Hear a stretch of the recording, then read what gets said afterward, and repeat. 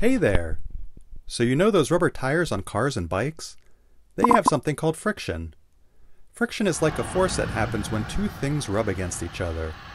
When the rubber tires rub against the road, friction helps them grip the road and not slip.